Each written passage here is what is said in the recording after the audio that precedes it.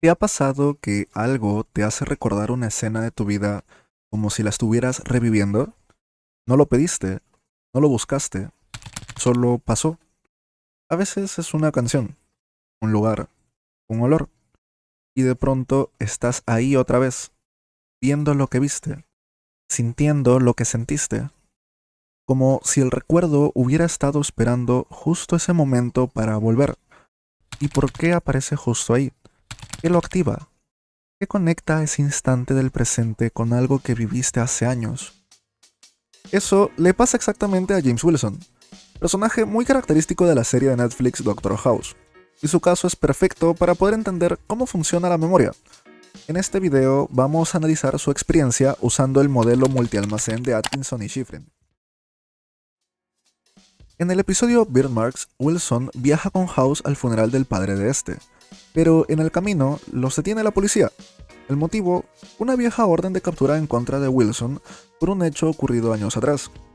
En ese momento, sin proponérselo, su mente se activa, como si se encendiera una alarma interna.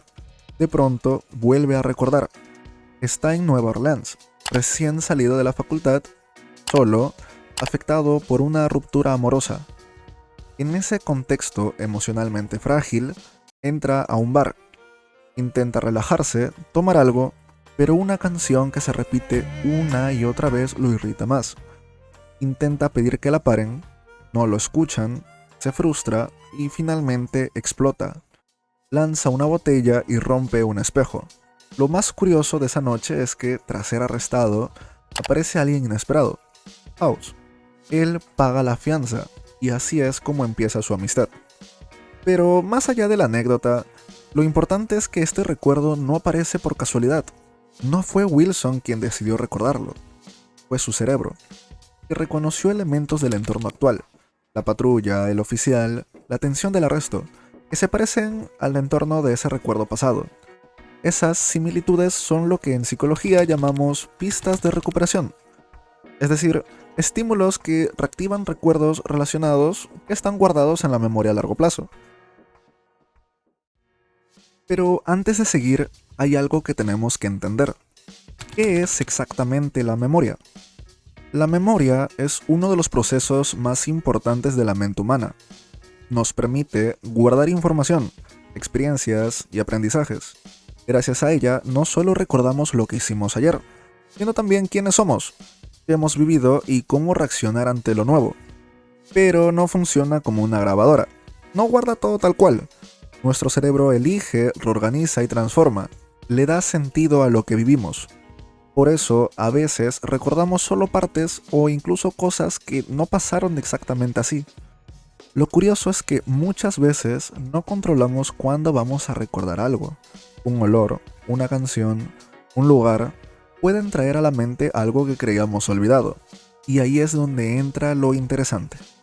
Entender cómo funciona la memoria. ¿Qué procesos siguen los recuerdos para guardarse? ¿Y qué hace que salgan cuando menos lo esperamos? Vamos a entender qué pasó en términos de memoria. Primero, la codificación. El evento fue emocional, inesperado y significativo. Wilson no solo rompió un espejo, ese acto fue consecuencia de una serie de emociones que se acumulaban. La soledad, la tristeza, la frustración. Todo eso activa una codificación elaborativa. Es decir, el cerebro no graba solo el hecho, sino también el contexto emocional y social que lo acompaña. De hecho, existen investigaciones como la de la Universidad Oberta de Cataluña acerca de los sistemas de memoria que explican que cuando una experiencia es emocionalmente intensa, la mente la codifica con más profundidad y la guarda con más facilidad en la memoria a largo plazo. Por eso, incluso años después, Wilson puede recordarlo con tanto detalle. Segundo, el almacenamiento. La experiencia se consolidó en la memoria a largo plazo, y no se almacenó como una simple imagen, sino como un conjunto. El lugar, las emociones, los sonidos, como la canción Leave a Tender Moment Alone, las personas, las consecuencias. Esa riqueza de elementos hace que el recuerdo sea sólido y duradero. Se volvió parte de su historia personal. Tercero, la recuperación. Años después, al enfrentarse a una situación similar, o sea, la detención inesperada, la presencia policial y la tensión emocional, el recuerdo emerge, casi automáticamente. Las pistas del presente se conectan con el pasado y reactivan el recuerdo. Desde la Universidad Politécnica Salesiana explican que el proceso de recuperación depende en gran parte de las pistas contextuales que se asocian al momento original del recuerdo. Es decir, mientras el entorno actual se parezca más al entorno original, más fácil será de recordarlo. Pero aquí entra otro detalle importante: la influencia del entorno social. House, que estuvo presente en ambos momentos, en el recuerdo y en el presente, interviene en el relato con sarcasmo, exagera lo que pasó, distorsiona detalles y juega con la situación. No es porque Wilson lo recuerde mal, sino porque House tiene una motivación: evitar el funeral. Esto nos muestra que la memoria no solo depende de lo que uno recuerda, sino también de cómo otros interpretan, validan o cuestionan estos recuerdos. Y ahora se preguntarán, ¿de dónde saco que la memoria funciona así? El modelo que estamos usando fue propuesto por Richard Atkinson y Richard Schifrin en 1968, dos psicólogos cognitivos que marcaron un antes y un después en el estudio de la memoria. Antes de su propuesta, se pensaba que la memoria era como un solo almacén, una especie de caja donde simplemente se guardaban los recuerdos. Pero ellos dijeron, no, la memoria es más compleja, funciona como un sistema, con varias etapas conectadas entre sí. En su modelo, la información pasa por tres estructuras. Primero, la memoria sensorial, que capta todo lo que percibimos a través de los sentidos, pero solo por milisegundos o segundos. Es un almacén enorme, pero muy fugaz. Luego, si es que prestamos atención, esa información pasa a la memoria a corto plazo, donde se retiene por unos segundos o incluso minutos. Aquí es donde trabajamos activamente con los datos, como cuando repetimos un número o pensamos en lo que acabamos de escuchar. Finalmente, si esa información es importante o si la procesamos con profundidad, pasa a la memoria a largo plazo, y ahí puede quedarse durante años o incluso toda la vida. Lo interesante de este modelo no es solo que describe estas etapas, sino también cómo interactúan entre sí. La atención es la clave que mueve la información de un almacén a otro, y la codificación, es decir, cómo procesamos lo que percibimos, es lo que determina si esa información se guarda o se pierde. En el caso de Wilson, este modelo nos ayuda a entender cómo un recuerdo del pasado puede salir de pronto a la superficie, porque aunque él no estaba pensando en ese evento, ese recuerdo seguía ahí, guardado en su memoria a largo plazo, esperando que una pista del presente lo activara.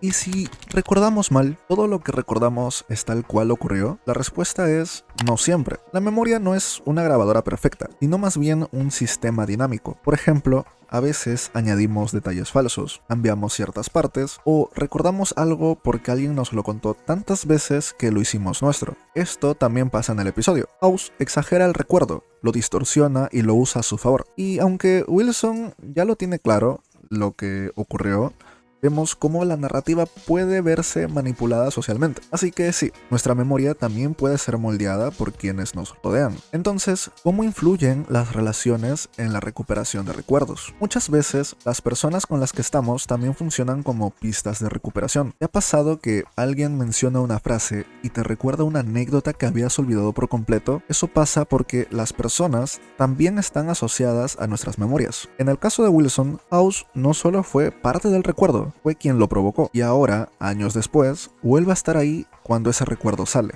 Entonces, el caso de Wilson nos muestra que la memoria no es un archivo pasivo, sino un sistema activo que responde al presente. Muchas veces no buscamos recordar, pero algo, ya sea una emoción, un lugar, una situación, activa el recuerdo sin pedir permiso. Entender cómo funciona la memoria no solo es útil para estudiar mejor, nos permite reflexionar sobre cómo las experiencias se quedan con nosotros, cómo el entorno puede hacerlas volver y cómo las relaciones que tenemos también pueden influir en lo que recordamos. Además, este análisis nos hace pensar en todo lo que olvidamos, en lo que evitamos recordar o en cosas que recordamos diferentes a cómo realmente ocurrieron. La memoria no es perfecta, pero es bastante poderosa, y saber cómo opera nos hace más conscientes de nosotros mismos y de los demás. El cerebro tiene muchas formas de sorprendernos, y la memoria es una de las más complejas, a veces para bien y otras no tanto, pero cuando un recuerdo vuelve de repente, ya sabes, tu mente está trabajando y tiene sus razones. ¿Cuál fue la última vez que un recuerdo te sorprendió sin esperarlo?